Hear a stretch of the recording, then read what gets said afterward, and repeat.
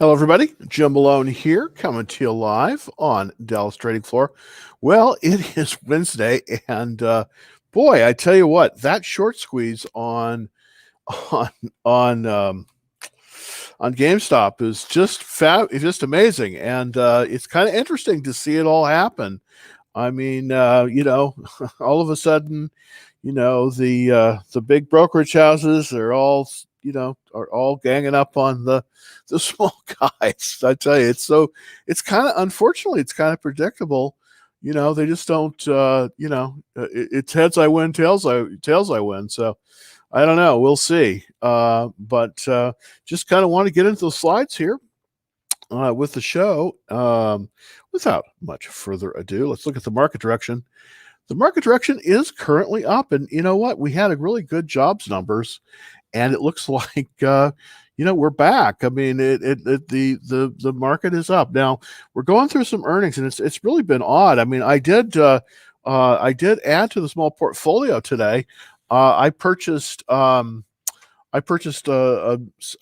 position in Microsoft as well as Virgin Galactic, and the Virgin Galactic is going to be a short hold. It's only going to be probably through earnings, but it's kind of moving up, so sort of interesting. The rest of the market seems to be getting in there. It seems like Tesla has recovered. It pulled back, on a little bit of a disappointing earnings numbers, and then it seems to be moving in the upward direction. So that's kind of exciting. The Dow is up significantly today, and the Dow. What's interesting about the Dow is that we're over that really important 30,000 numbers. So that is indeed very good news.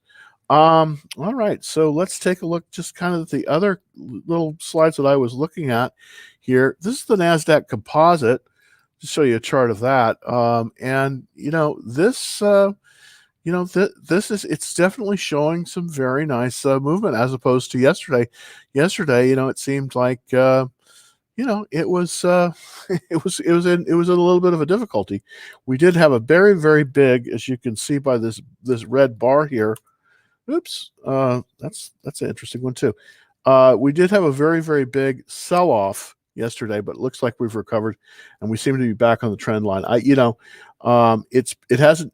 It's way above the 40-day line, so that's actually looking pretty good. This is the other one I want to show you. This is GameStop, and this is the intraday chart. Now, as you know, it went way up, and then it's pulled back, but it's held. Interestingly enough, it's held. I mean, it's down 108 here, about 30%, but this is just amazing for a shortstop. It's way up there at 238. There's another stock that I'm going to talk about a little bit here in a few minutes, and that's of course that's of course the company called Fizz. It's National Beverage. They're old Shasta. I don't know if you remember them as a company, but the Shasta bottling company, and it's also being heavily shorted too, and it may be fighting back as well. Shasta has National Beverage has much better numbers than GameStop, but still pretty good. Now, I did add to some of my positions here, and I just kind of wanted to give you a sort of a look-see, of what I've got currently. I'm still in Blink charging. We're $50 is the key level for me, because that's I have an option expiring on Friday. It is a 50 option, and we're right above that, so I will get exercised on that, but that should be a very nice profit there. Progeny, I'm still in that. Well, I'm sorry. I guess I did. No, I'm sorry. I did sell Progeny. So I didn't. I need to revise that a little bit. Tesla, when this was taken as 841, it pulled as low as 808 this morning, but it's come right back. Again, it went up and then it's pulled back on the news, but it seems to be kind of in that trading range from about 805 on up to about 845. So it seems to be at the top of that trading range. I still have a call option. I mean, a put spread on Amazon, and as long as it remains above the 31.30 level, I'll be in the money there. Palantir, it's down a little bit today. I do have a call on this one as well, a 39 call. So that's been appreciating. So hopefully, that'll stay underneath that 39 when it exercises on the 20 on February 19th. I did, as I say, I went into Virgin Galactic today. I didn't go, just right before the show, I bought one full position for the small portfolio. And then I also bought one full position for Microsoft. Microsoft's doing really, really well. It's interesting. Right after it announced, it pulled back, which was surprising because it just, it blew the numbers away, and it was kind of surprising that happened. But sometimes that happens. Sometimes that just happens, where they blow away the numbers, and then it doesn't it doesn't come up to fruition. So, without further ado, let's start to take some questions here. Let me see if I can take some from TikTok first. Let's go all the way back up here. Thank you for joining. Oh, what time is your session starting? Well, normally my session starts at 2:30. I definitely started about 2:30, and also I'm simulcasting for everybody, so that everybody can get an idea. I simulcast on YouTube at youtube.com/Dallas Trading Floor. So let's look at Nokia. This is Nokia, of course. This is a very heavily shorted stock as well. Look at this chart. It's not quite like GameStop, but it's pretty significantly extended here. So I kind of want to take a look at it. Nokia it's not bad, but it came right to this neckline on the consolidation, $5 consolidation, then boom, it just went to the moon. Now it's $7. It's 7 days in front of earnings. Let's kind of take a look. Yeah, it pulled way up. This is a typical short squeeze, and then it pulled back, and now it's below the neckline, the 514 neckline. So it's currently trading at 483. But it does have a relative strength of 86, so that's pretty good. There's a lot of selling, of course, that went on. But here's why a short squeeze happens. What happens is people will borrow the stock, and then they will sell that, and then they will they will then wait and hope that the stock goes down. Well, if it if it doesn't go down, then they're going to have to cover their shorts, and that's what happened here. They were trying to cover, and nobody wanted to sell. So this is truly what really moves the stock. Good earnings and all that, those are great events and everything like that. But really, when it comes down to it, it's the weak hands and the strong hands. Interestingly enough, most of the time, the strong hands are the institutions. But Reddit and a lot of other people out there have really flipped the tables, and they're becoming strong hands just by kind of crowdsourcing it. So they refuse to sell, and of course, they had to move up in price in order to get that, in order to get the asks. So it's very, very interesting. Now, currently Nokia looks like, let's take a look to see. I want to see what the short interest is on this. Gosh, does it show the short interest? Okay, let's see if there's I want to see the short. Yeah, there we go. Okay, so the short interest on Nokia, and this is one of the reasons why it's such a potential short squeeze here, is that 30% of all the outstanding shares of this of Nokia are short. Okay, so that's amazing. I mean, typically if you have shorts under about 5, that's normal, but 30%, that's one of the most shorted stocks out there. And that's obviously what caused this spike, is that when it came time to cover those shorts, people got together and they said, no, we're not going to sell. And so you're going to have to pay more. And that's what pushed it up. Now, eventually all these people covered. And then of course, now it's come back down to reality. And reality basically right now is right below that neckline. Now, here's the thing. Would I buy this at this point? Well, I think you want to wait until it bounces and moves above this, moves above $5.14. If it moves above $5.14, then I think you consider buying it, but not until.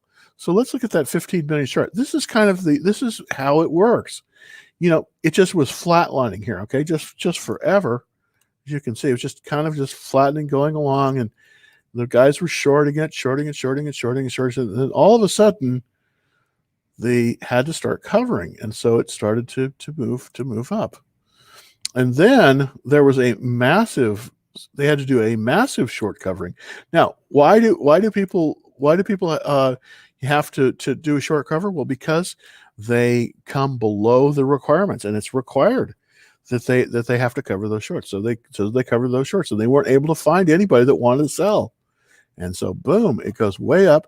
And this is what they call a climax top. Very interesting chart pattern, because you can make money on these climax charts, but here's how you do it. If you see one of these things happening, and I wish I had seen this. I did this on Tesla about a year ago, but if you can see one of these things happening where there's a breakout like this, what you do is you can buy it. What you do is you buy it, and then you start setting up your stop loss, and then up and up and up and up and up and up and up, and eventually it'll break. And that's where it broke right there. It broke at about $9, and then it came crashing down to earth. Well, if you have your stop loss up here at like 850, and this thing pulls back, you're going to get sold out. You're going to get sold out right here. So very interesting. Now, so that's that's kind of about Nokia. Nokia is an interesting one. Another one that another one of these short these stocks that are being shorted right now by a lot of the big hedge funds is a company called National Beverage. It's FIZZ. And I'm making a little video about this one. This is actually, this has some potential probably for some more cash to be made. Let's look at the daily on this one. This is Fizz. I love that.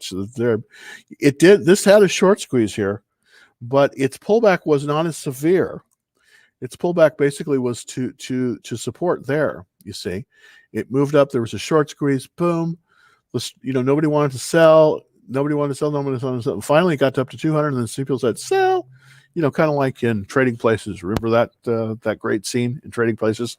It's kind of like this, the sell, and then as it's moving down, you see the people that did it right, that have their stop losses up there. Boom, they're sold out, and then eventually it bounces, and then it comes, and then it skids back down from here. So currently 152.53 on Fizz. Let's look at that 15-minute chart. That's really interesting. It happens all very quickly. As you can see, yesterday it just happened within just a very, very short period of time. It moved all the way up to 200, and then it pulled back down, and they halted it here, and then now it's pulling back up. So can you buy this thing? Well, I'd be a little bit careful about this. This is a little bit too late to be in this one, but very interesting. It's extremely interesting. And of course, all the talking heads on CNBC are talking about it, and they're telling everybody how terrible it is that the retail investor might make some money. It's really funny. They're very transparent. They're basically shills for the big boys on Wall Street. Hey, Jim, thoughts on AMRC and ATI? Let's look at ATI. ATI. See if I can get... Ooh. All right, Allegheny Technologies. All right, so there we go. Okay, well, interesting. Okay, I haven't been looking at this one, but it's got a nice relative strength. I'll tell you that. It's got a 91 relative strength. That is good. We've bounced off the 21-day line. That is good. Let's see if there's anywhere place we can buy this. Let's go to the the weekly chart. It looks as if, really where we want to buy it, obviously, the best place to buy it, of course, is if it moves above about 28. And why? Because that's an all-time high. But it seems to be making progress, and it seems to be moving right up the 50-day moving average. So that is indeed good as well. But let's take a look to see if it's good enough on the checklist.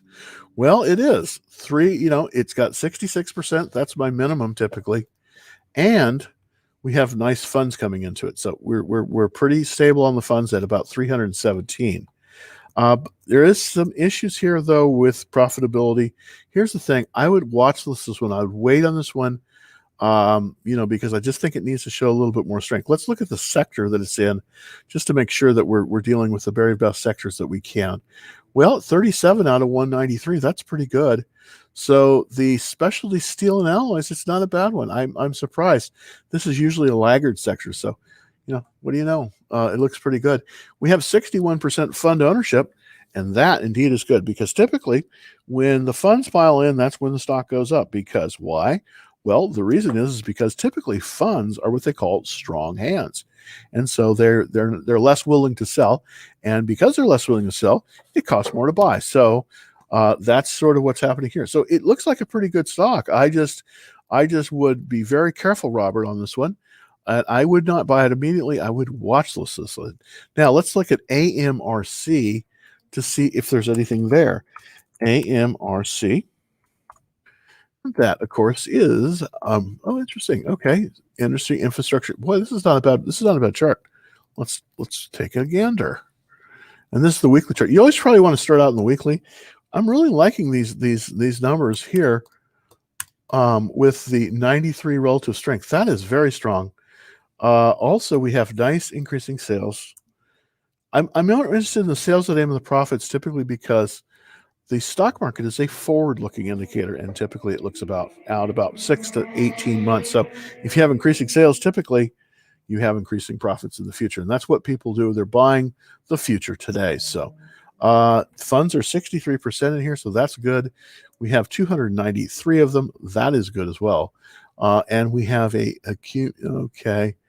So it looks fairly good. Let's look at the checklist. Wow, it's 100%. You don't see that often. That's 100% checklist. And let's look at the industry group. 37. Yeah, wow, 4. I would say this one's a buy. Now the question is, where can we buy it? Wow. Okay, it looks like it's pulled back to the 21-day line. Here's the thing. It looks like it's reversing. Wow, I think you could buy this right now. Now, this is not an optimal buy point. I'll be honest with you. This one is not an optimal buy point because it doesn't have a base pattern, but it looks as if it's just moving nicely up this the 21-day line, and it just reversed off the 21-day line. So this, and with fairly good volume. So, this, believe it or not, right now, and this is unusual because here this is buyable. This one is buyable. AMRC. So, wow, thanks for that question. That this one is absolutely buyable, and it's buyable off the 21-day line. So, great question. Thank you very, very much for that. Out of those two, I think you want this one, AMRC. All right. So next question is on Square. Jim's thoughts on Square. What can I get in? Thanks for your great service. Thank you very much for, and please tell your friends about it. I mean, it's not, I don't get much for the ad dollars, but I get a little bit. So it helps me, cover some expenses. So I really, really, really appreciate that. So let's look at Square and see if there's a place that we can kind of get in. Now, interesting thing about Square is that a lot of people, a lot of small businesses are moving to Square. Out of the two Jack Dorsey companies, Twitter and Square, I think Square is by far the best. And it looks as if we may have had a reversal. So let's look at the chart. I'm going to look at the weekly first because I always, that gives you a nice overview. Now, currently, we can't buy it right now because it's retreating. But that said, we have it looks if it may reverse. Now let's take a look at the daily chart to see. Now here's how a stock typically moves. If it's moving properly, it's going to kind of bounce up the line and it's going to kind of stick to the same line here. That's definitely the case here. That it's definitely moving on the 50-day moving average. So let's go over to the daily chart. Yeah, okay. You see, it's bounced once, twice, and it's bounced 3 times, and it's moving up. So this is actually a very good time to buy it. Why? Because the 40-day line, it's 40-day line for the daily, and it's a 50-day. It's a 10-week moving average for the weekly, and that's the red line here. So it has definitely bounced. So it's gone up, it's got down, and then it's coming back up. So this is a very good time to buy it as it moves above this line here, which is the 21-day exponential. So not a bad place to buy it. Now, it's a little bit tight in terms of earnings. It's 20 days in front of earnings, which is not a lot of time when it comes to, when it comes to it, it's not 20 days in front. I've got to just kind of move in one of my monitor. I'm kind of moving my monitors around, sort of rearranging the deck. So rearranging the chairs on the deck of the Titanic. But this lets me view the monitor here a little bit. So we're looking good there. Where can we buy it? You know what? I think this is buyable, and I think it's buyable actually right now. And that's very, very unusual. But I do think this one is.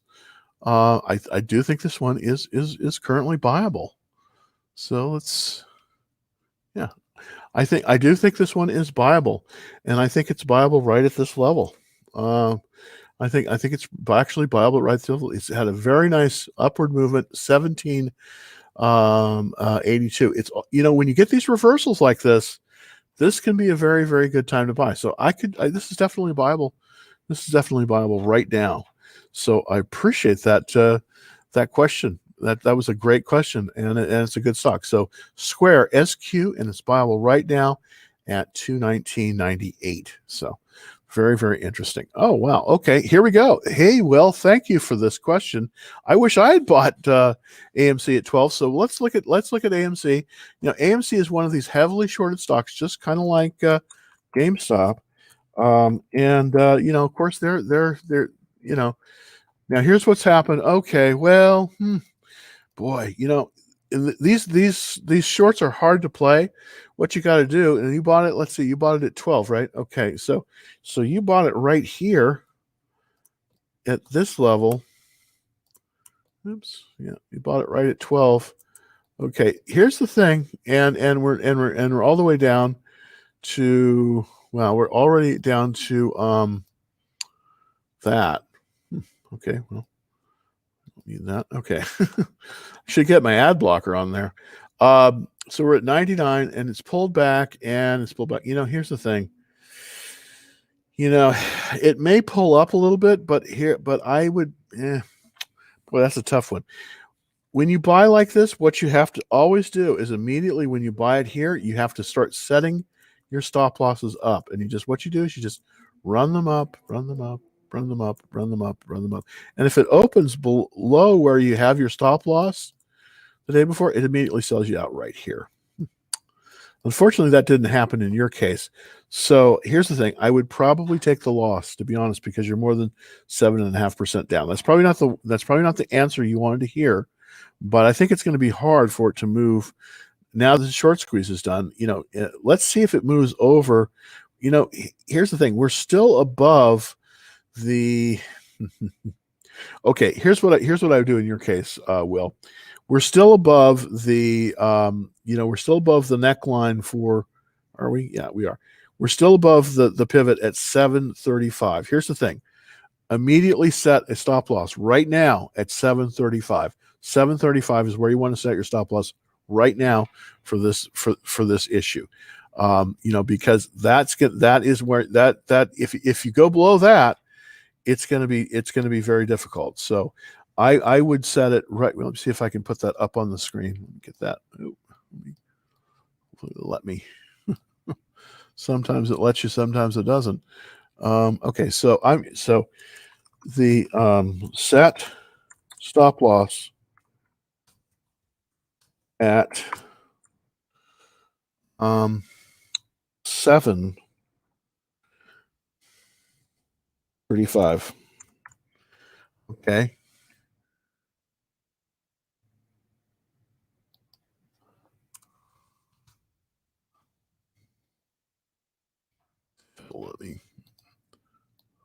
There we go.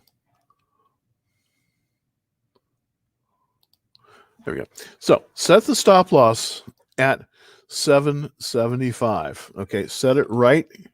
The reason for it is that this is the prior base here. Oops, there we go. So this is where you want to set your stop loss at this number, 735. Okay, that's where you want to set it. All right. Now it may pull down, it may sell you out, but we may get a bounce, and if it does, then as it bounces, if it does bounce, and I don't know if this is going to happen, then you want to start setting your stop loss up. and then eventually it'll pull back and you'll be sold out. But that's probably your best bet, is to immediately set a stop loss for this one, AMC at 735. Now, if it pulls below that 735, you're going to be sold out. But every day at the end, if it moves up, you want to move that stop loss and you want to keep it within about 2.5% below where it closes. So you just continuously move it up. And that's what I would recommend here, because unfortunately we did kind of lose out on some of that good gain because we didn't have that stop loss set when it was, when it was going to pull back. That's almost always how these work. You'll see it pull back, and then it will race up on the climax top, and then after the shorts have been squeezed out, then it will pull back. So the way to play it is to buy it and then put that stop loss in and move that stop loss up, and then when it pulls back, it will sell out. Okay. Hey, Jim, I have a Tesla spread expiring tomorrow, 850. Oh, what do you think? I think it will reach 860. You know what? I had a spread too, by the way, but mine was a little bit lower. It was, it was a 835, 847.50 spread. Same thing, put spread. I was a little bit more conservative on that. Here's the thing. I would probably close it. And the reason I would, and I know that's probably what I would do, I would close that one, because I do think it will pull above, I think it's going to pull back up to the 10-week moving average. Let me show you that chart there for this one. This is Tesla, by the way. I think it is going to pull back up to this little pink line here. Okay, I think it's going to pull this pink line because that's the 10-week moving average. You see it. What it did is it had bad news, and then it pulled back, and then it bounced right off that 21-day. Boom! It just bounced right off of it, and then it's coming right back up to the 10-week. So I do think it's going to be at the 10-week. The problem is the 10-week is at 849, and I think that's going to be just shy of where you need to be. Unfortunately, I think it's going to be just shy of where you need to be now. If you could monitor this one, what you can do, and this is a tough thing to do, this takes a little bit of manipulation depending on which brokerage you have, is you could sell a buy to close, sell to close order, and then just ratchet it up. That would be another way to do it, but probably I do think it's going to move higher. So probably don't do it tonight. Don't close it tonight. Wait to see how it opens. Tesla is gonna move to the 10-day line, and the 10-day line is right now at about 840. So that's where the 10-day line is, at about 840. So I would probably hold it. Now I would get ready to sell it, ready to close it if it doesn't. If tomorrow it opens above 840, you want to keep it. If tomorrow it opens below 840, you want to immediately close the position. So that's kind of my take on it with that position. I think that's definitely kind of what you want to do with that. I think that's how you want to handle that particular situation. You're just a little bit too high on that, unfortunately. Thank you, Gunnar. Hi, Jim. I bought DraftKings at the buy point at 57.35. Would you stay or would you go? My plan is to set a stop loss at 2.5% below the close plus. It was up. Yeah, that's really good. Let's look at DraftKings. I do think, though, see if I'm, there we go. EKNG is DraftKings. That's the, oh, nice. You bought it at 57.35. It's 56. Okay, so it's a little bit below your buy point, but that's still really good, though. We have strong, it looks strong. Yeah, okay, it's right above the 40-day. Okay. Where would I put the, you might want to reset the stop loss to right here, 52.40.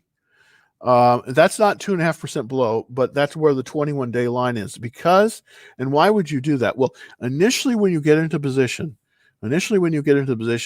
2.5% is below is a good place to put the stop loss. But now we have forward motion. It's moving up, even though it's lower than where you bought it. There's still forward motion in there, and it probably is likely to move move higher based on this chart action that I can see.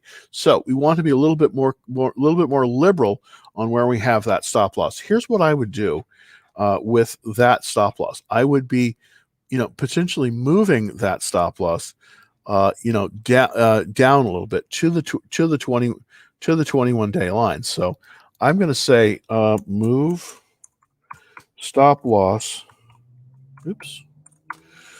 to 21-day line, and that is at, and I'm going to give you an exact number, 5213 at 5213. So that's where I would consider doing it. I would consider it to the moving it to the 21-day line at 5213. That's the reason. The reason for that is because at that level, at the level of 5214, you're going to have a I think that's very defendable. That's going to be that's the 21-day line. So that gives a little bit more room for it to move. I definitely think this is moving up, and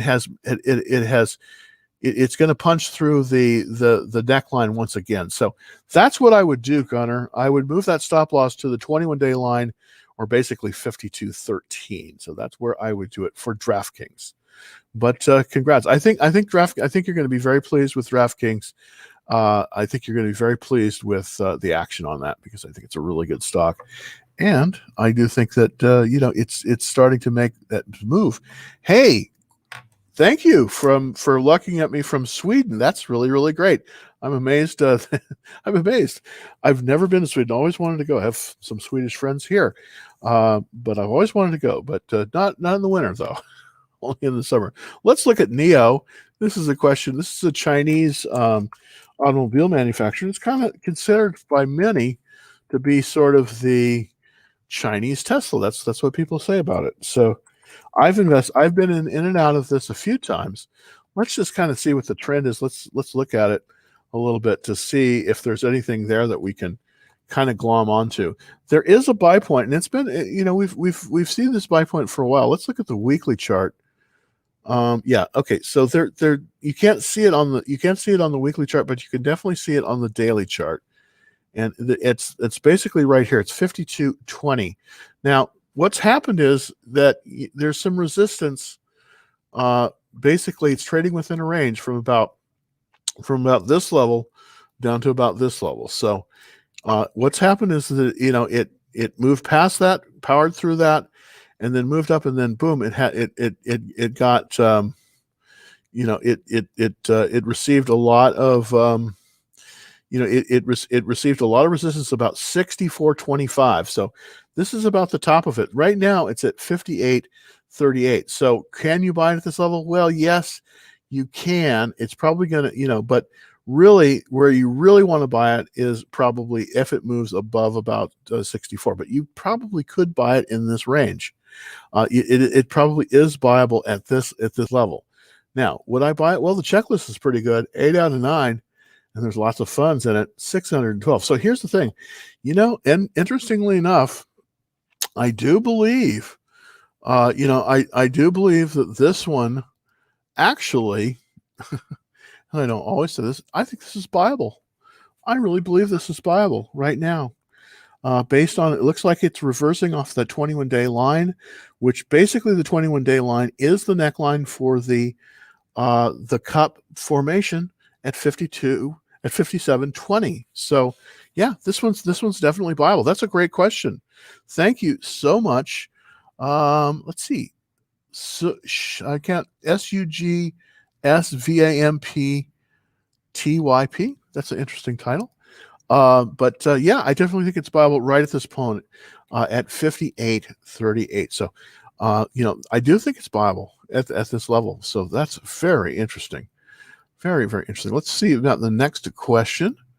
Let's look at Palantir, and that's a question from James.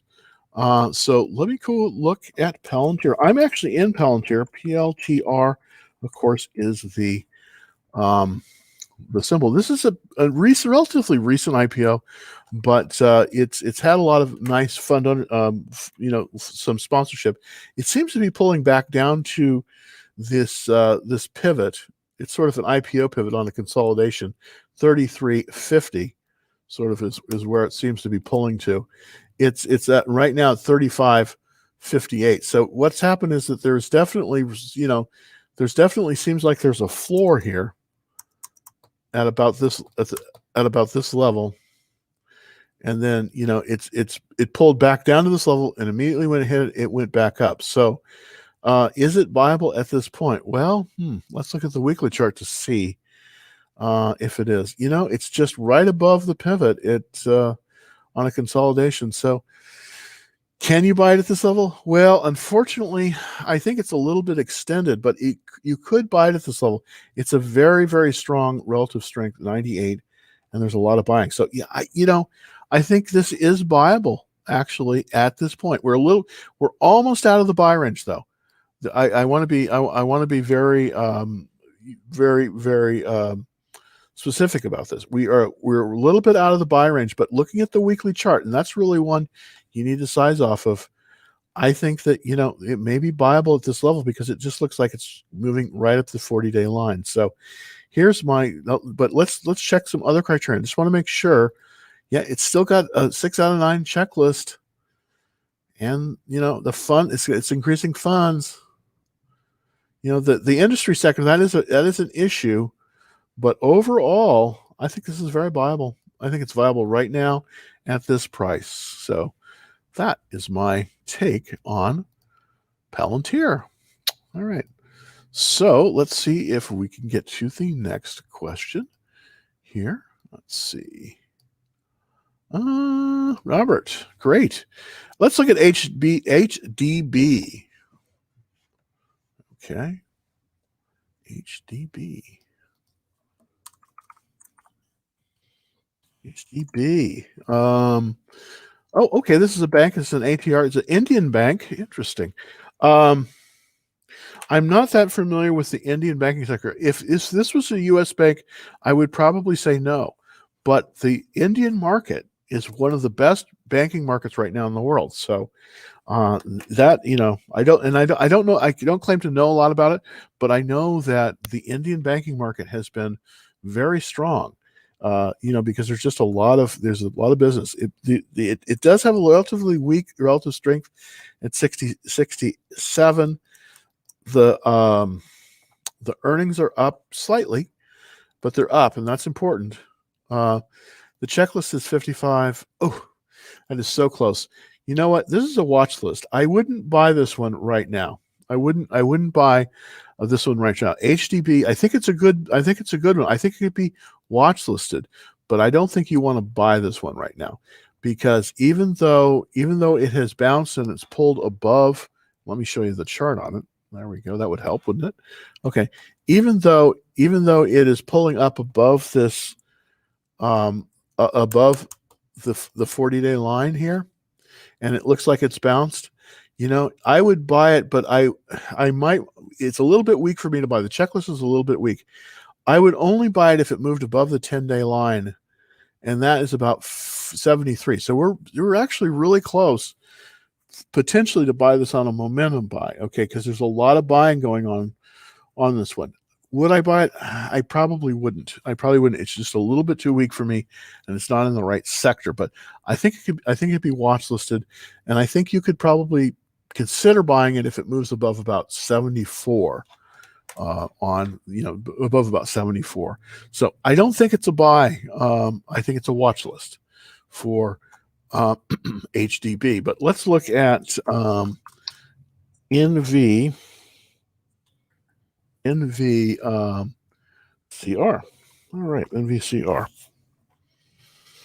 Novacure. Okay, yeah, this one has been interesting. Yeah, this has been a real hot stock. I haven't been in Novacure but it's this one's been good. Here's the thing. This one definitely has more of the things that you're looking for.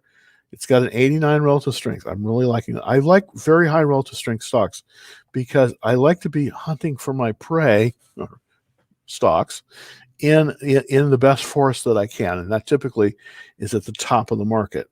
Okay, it's nicely up with sales. Beautiful. We're just on the verge of being cash flow positive. We're not there yet. 67% funds. I'm really liking that. But what I also like here is we have increasing fund ownership. So that is strong.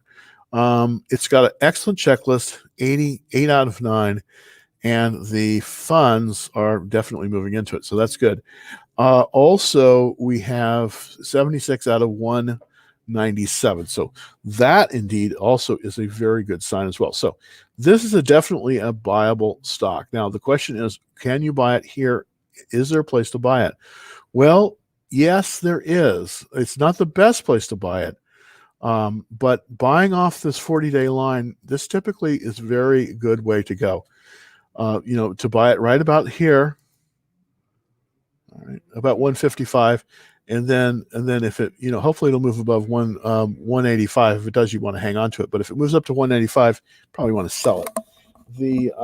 So there's potentially as much as a $30 to gain in there. This is definitely buyable, whereas HDB wasn't buyable. Novacure is buyable. It really is. This one really is buyable. So I definitely think that you might want to consider it. Now, would I do this one? Well, I think there's some other. I think that we're seeing some more risk in the market, so I'm tending to kind of balance my risk out more and try to go with one one speculative play and then one not so speculative play. One, if you're looking for a stock that you can buy right now that's breaking out, it's very high quality. I know this is going to be boring to you. Microsoft has just broken out and it's in the buy zone, and that's why I did buy it today for the smart portfolio. So I want to kind of show you that one right now. Let's look on the weekly chart for Microsoft. Microsoft had really good earnings, and initially it pulled back, but the buy point on the consolidation base is 232.86, and currently it's 238.93. So it's right in the buy zone on a consolidation base with heavy volume. So if you're looking for I know that Microsoft is not as exciting a stock, but look at its performance over the years. I just want to show you this. When it's right to buy Microsoft, it's usually very right. So look at that. I mean, if you can get it as it's moving higher, and I do believe it is, because this looks like the channel here. I think that we're gonna keep on this ascent. So I do think at this point, if you're looking for a stock, now there is some issues. Relative strength of 58, which I don't like to see, and the volume has been flagging. But they absolutely printed money with their Azure service, and so I think at least in the medium term, I think that one may be a better bet than Novacure. I mean, I know that Novacure has been a great one, but you might want to consider Microsoft, because at least for right now. I mean, right now, Microsoft is looking good off these earnings, and a lot of times, off the earnings is one of the better times to buy it. So let's look at another one that I love a lot, and this is from Harris. This is RVP. This is Retractable Technologies, and I've been in and out of this one since the summer. I typically do an under $10 show where I show you highly rated shares that are under $10. And this one just keeps coming back. It's funny because, this is also, by the way, this is a Dallas company. I just thought I would, and actually Little Elm, and it just seems to be performing very, very nicely. It seems to be hugging this this 40-day line. So this seems to be the trend. It's pulled up a lot, but it's at a high. So. Basically, I think that, we're basically in this channel. It's got a 98 relative strength, and look at those sales. They're just moving up very nicely, 133. Now, the question is, I definitely like this stock, and I'll be honest with you, I do like it. But the question is, can we buy it? That's always the question. The checklist is great. It's 8 out of 9, so that's a 88 checklist on the percentage. We have, look at that. Last year, a year ago, we had 11 funds in it. We have 177 funds in it now. That just tells you something. Now, I don't like the industry sector. Medical supplies is one of the worst ones, but because this is a stellar company, I think this is worth your time. I do. Now, can you buy it at this level? Well, it is making a higher high. Will it pull back? I just don't know. There's just really a great place to buy this. I'd like to see it pull back to 14 and then reverse. I think you could buy it at this level. It's a little bit extended. Let's look at the 10-day line. Let's see. Yeah, it's a little bit extended.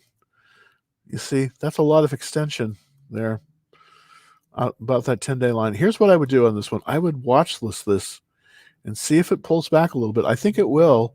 I think it'll pull back to about 15, and then it won't be so far extended. You don't want to buy it. You see this little line here? This is the pink line that I'm showing you. I don't know if you can see it on the chart. And by the way, if you're looking on TikTok, I'm simulcasting this on YouTube, so I'm actually showing the chart. But trust me on this one.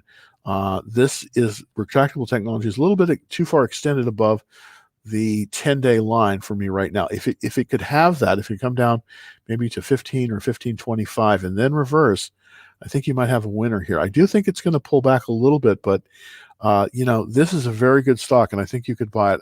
I just don't know if you want to buy it as extended as it is now. So here's what I would do on this one, Harris. I would watch list this one and get this on your ready list, because if it pulls back to 15 and then reverses, I think you might have a winner. So I really appreciate that that suggestion. Let's look at Apple. Apple just literally printed money. I mean, they had one of the best earnings reports ever. Apple is a juggernaut. Now, here's the thing. It's also one of the most widely held stocks in the world. So it's not going to be to double, for Apple to double would be next to impossible. A retractable would be easy, but for a stock like that to double, very, very hard. But it has just got such quality earnings. Now, here's what happened though today, and let's kind of look at it. And this is why, it's really hard to buy this. You don't want to buy this too far extended from the 10-day moving average, but that's probably the place to put it. The buy point is 137.98, and it pulled above that today, and then it pulled right back down.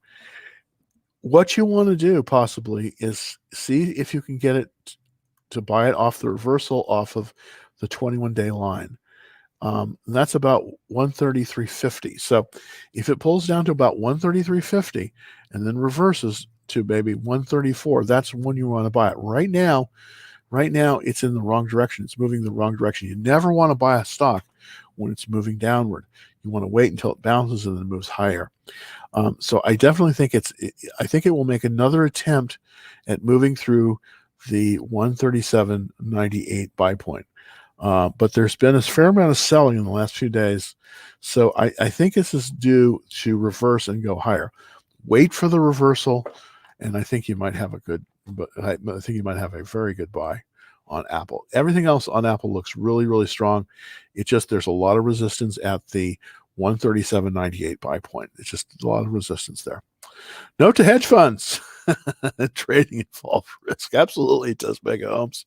You know what? And I'm so glad that they are seeing. It's amazing. It's how the arrogance of a lot of these guys is just phenomenal. They want everyone else to take risks, and when they get in trouble, they want they want to run to Washington and get them to bail out. But so many of those hedge fund guys, they're the ones that are putting the money into those congressional campaigns, and they own Congress. So it's a bad scene. But in a way, I'm kind of glad they're getting a little bit of comeuppance. I think it's long overdue, and hopefully they don't make it illegal to make a profit on here. I just hope they don't. What time is your trading session start every day? Well, it's basically what I do is for Dallas Trading Floor. I do my sessions at 2:30 Central. So at 2:30 Central. Now sometimes I'm not always right on the dot on time. I wish I was, because sometimes I get sidetracked. Because I trade my own account. That's how I make most of my money, is by trading my own account. Not by selling books or anything like that. Though I mean I do have those available, but um, you know, I mainly make it from trading, and I basically try to show you how I would trade something. So that's my main thing. If you're watching me on TikTok and you want to see the charts, the problem is I can't broadcast the charts yet to TikTok. I can do it with stills, but I can't do a live chart. So what I do is simultaneously I broadcast on YouTube, and it's youtube.com/Dallas Trading Floor. Now, if you can't remember that, super easy. If you're on TikTok, just go to my profile, hit the link, and you will see you will see a little embedded YouTube that you can just push on. That's today's. That's the day's live video. And after the show, 30 minutes later, we basically put it up on YouTube as well. So that is kind of that's kind of the long and the short of it. So, and also for people that are watching on YouTube, please subscribe to me, youtube.com/Dallas Trading Floor. And I hope that you will, I hope you will like and subscribe. So I really like it when you do that with YouTube. So that also helps me. That also helps me a lot as well. So next question. Thank you. Let's see. All right. So okay, I think I did something on Square, so I'm going to come back to that. Thoughts on Facebook? It's funny. Zuckerberg in his conference call was talking about Apple, how dominant they are. I do agree, but it's sort of like the kettle calling the kettle black, whatever. I don't know, but basically, they kind of it's down a little bit today, but it's still pretty good. It's still within a trading range. It's still in this consolidated range here from about this 144.61 on up to the pivot at 1,304. So we're still within a kind of in a trading range here. This is not the time to buy it because it has pulled below the 10-day line, and unfortunately the order of these lines is not proper.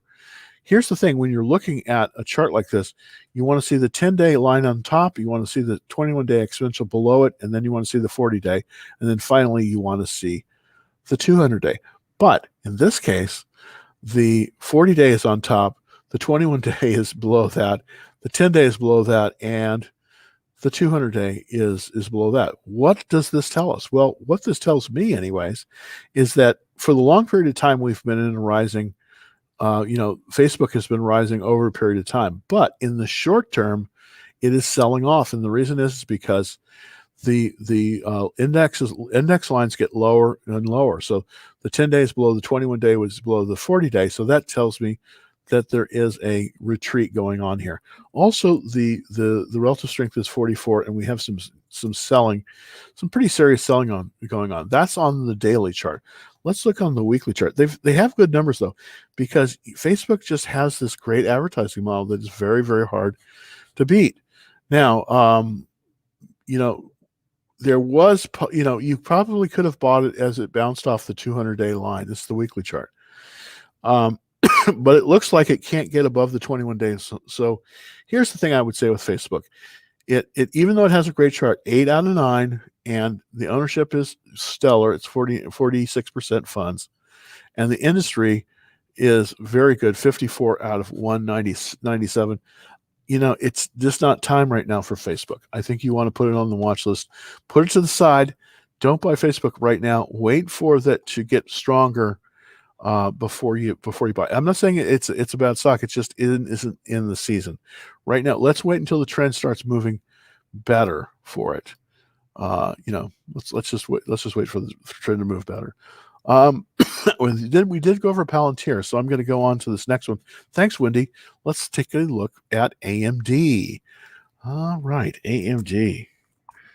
And they had an earnings call that I listened to on Tuesday that was interesting. It's pulled back a little bit. This so often happens. They'll come out, they'll announce these great numbers, and you can see they are great numbers in the sales. And then the stock goes down, and you say, well, why does it do that? Why? That doesn't make sense. Well, the reason why it does that is because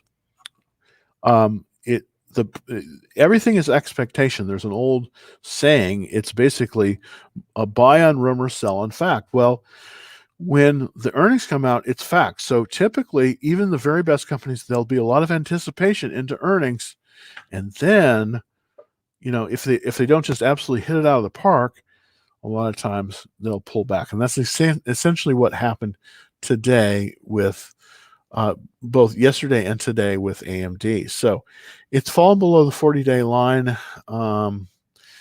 This isn't a falling knife or anything. This will stabilize, but you just want to put it on the watch list. It's not time to buy this one yet. I mean, it's just not. The chart is not set up properly. I would not buy it at this level.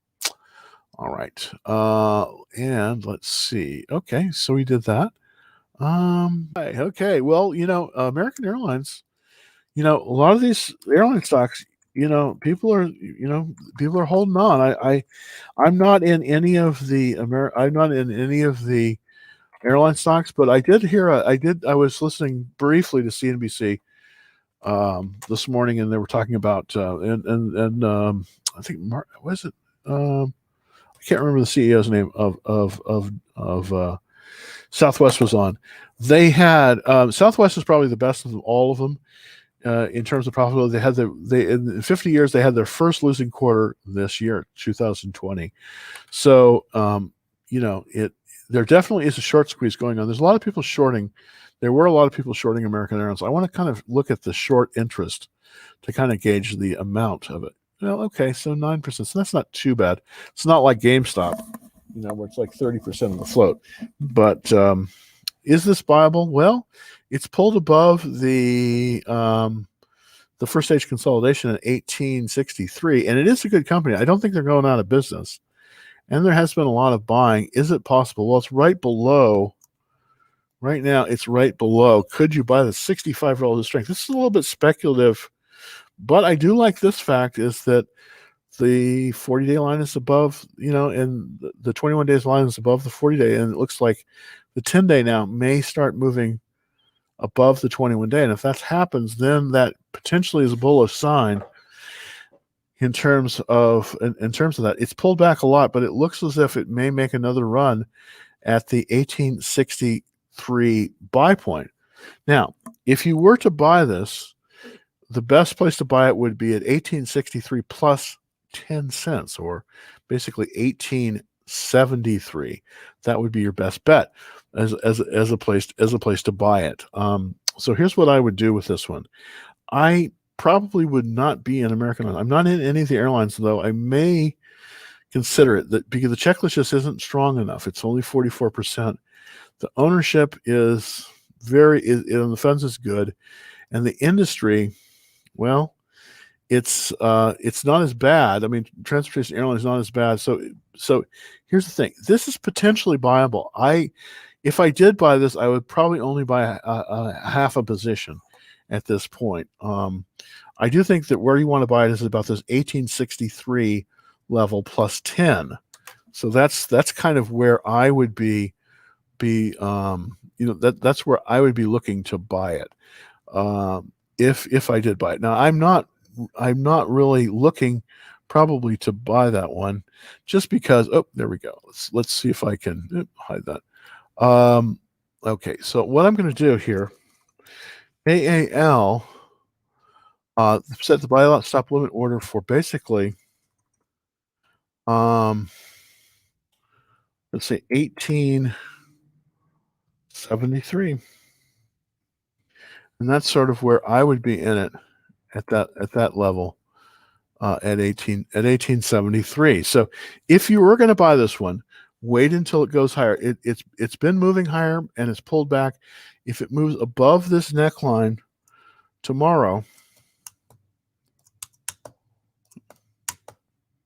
if it moves above this level tomorrow, then I think you could buy it. But you wanted 1863 plus 10 cents, 1873. So that would be kind of my take on American Airlines, which I don't think American Airlines is going out of business anytime soon. It's a major airline, and it's a flag carrier, so that could be good. I mean, we are eventually going to reopen. It's a little bit, it's a little bit speculative, but it is going to probably. We are probably going to come back. Now, the question is when, and it may be too early. If you did buy it at this level, you'd want to keep putting your stop loss up on it. So, wow, I have come to the end of an hour, and I really appreciate everybody taking a look. I didn't get to all the questions, but here's the thing. Let me see if I have anyone. Never answering increasing funds. By Microsoft today, absolutely, yeah, it's 55 relative strength. Yeah, this is a good comment here. He wouldn't do okay. Yeah. So American. Here's the thing. American is relatively speculative right now. I want to look at American a little bit more because I do think it's a quality company. It's just it's just the COVID thing. It will come back. The question is when. I mean, I think that they have gone through, but they're still bleeding cash. I want to be upfront about that. They're still bleeding cash. The question is how quickly can the economy reopen? And I do think they are going to reopen the economy because there's just going to be so much pressure to do it. So I'm looking into it. I'm not saying I'm going to do it yet with American Airlines, but I want to take a look at that one and possibly get back to everybody here. Now, if you're interested, if I do the American Airlines thing, I'm going to probably try to put together a little bit of an explanation of kind of, what I'm doing to do that. And the way that works is that I send those out in what I call action trade alerts. And basically what that is it's just, basically they're free. And so basically what you do is if you're on TikTok, you just go to my profile and then put the information in there. You'll be on the list for the action trade alert. And if you're on YouTube, just go over to just go to www.dallastradingfloor.com and then sign up for the free action trade alerts and you'll be on the list. I'll put them out to everyone. But this is a little bit more in depth of how I would do the trade. Thank you very much for watching today. I'll be back at 2:30 Central tomorrow. So until then, happy trading. And I hope to see you back here tomorrow at 2:30. And in the meantime, if you want to get the action trade alerts, just go to www.dallastradingfloor and sign up. All right. I will see you tomorrow.